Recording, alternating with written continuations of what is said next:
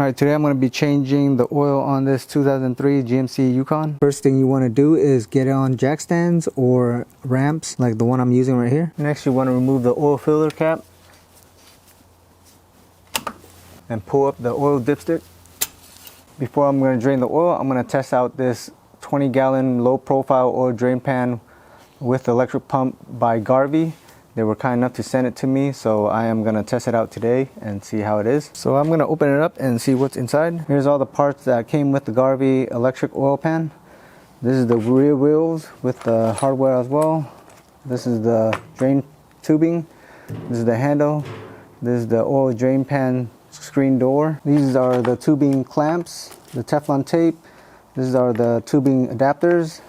This is the motor mount bolt that goes on top of the motor, and these are the front caster wheels with extra bolts. There should be 4, and then they give you extra ones right here in case you miss it, and the instruction paper as well, and the handle with the bolt and nut as well. All right, to put the rear wheels in, I'm using the nut, the 2-washer, and the bolt. Make sure this protruding part sticks inside like this. So I'm gonna have this bolt go through, the washer go in,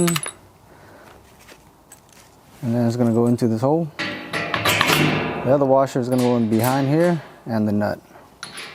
You could either use a 19mm wrench or a crescent wrench with a 19mm socket and an impact gun. I'm going to have it right here. Hold the nut. Make sure don't over tighten it, or else the wheel won't move. Now do the same for the other side. The caster wheels like this. Put the bolt from the bottom up. Put in the nut. So I'm using a 14mm wrench to hold the nut on the top and a 12mm socket to tighten the bolt on the bottom. Next you want to mount the motor like this with the power button on the outside, and then you're going to put your bolt on the bottom, up onto the nut.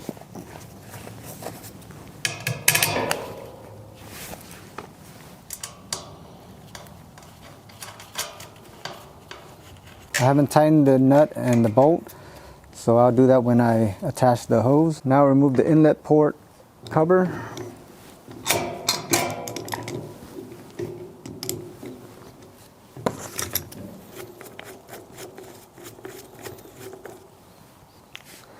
And then using the adapter, make sure to put Teflon tape right here, and then tighten into the hole.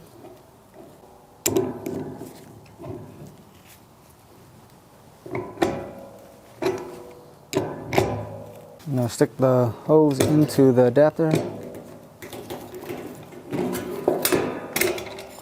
Make sure to put the worm clamp in, 2 of them, and then attach it to this hole.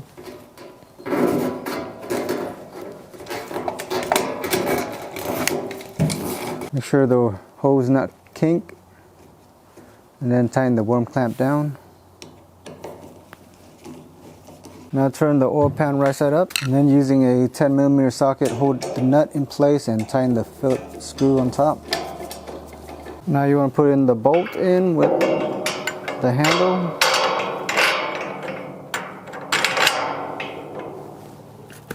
And the 12mm nut.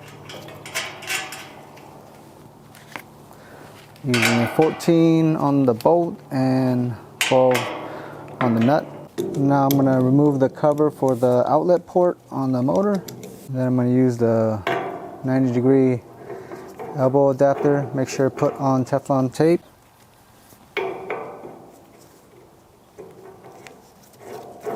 I want it up at a 90-degree angle, so I'm going to turn it even more.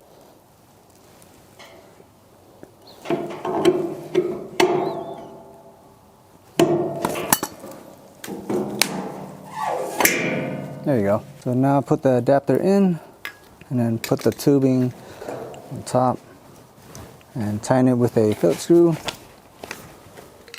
or a flathead if it's too big. Alright, here is the finished product of the Garvee electric oil pan.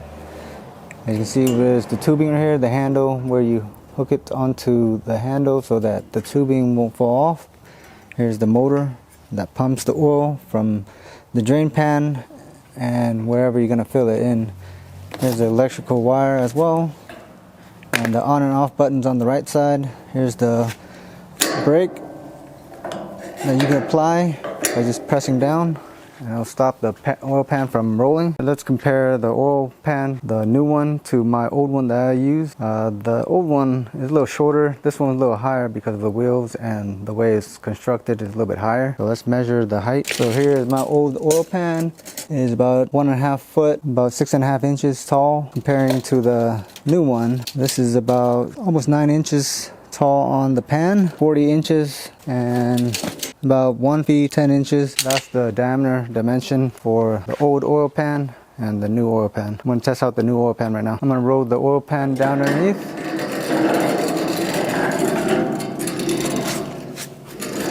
Here's the oil filter.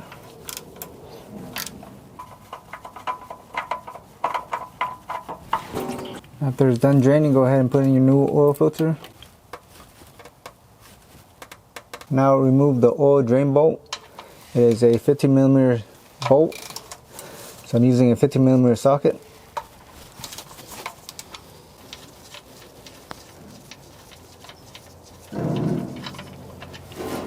Once it's done draining, go ahead and plug back your drain bolt. Tighten the bolt down to 13 foot-pounds. Here's all the oil from the GMC Yukon. To drain the oil on this oil pan, you're going to need to plug this into a outlet that's opening into the oil container, and then you're going to press on.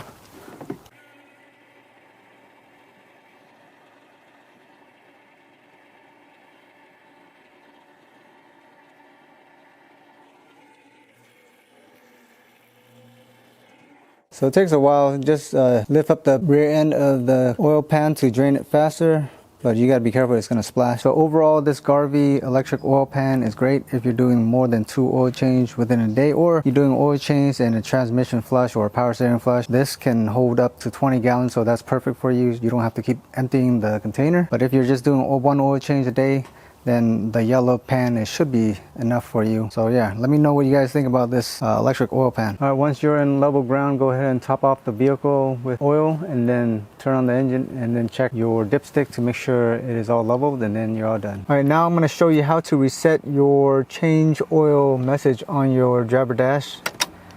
When you turn on the vehicle, as you can see, the message saying change engine oil is on. So what you need to do is turn off the vehicle. You're going to turn the accessory on, engine off, and then you're going to step on the accelerator pedal 3 times within 5 seconds. So here we go.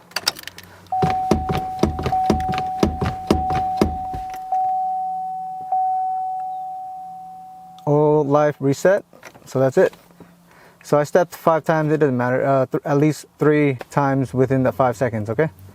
And now the oil change light is gone.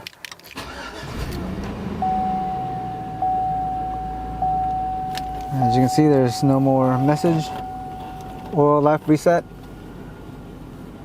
And that's it.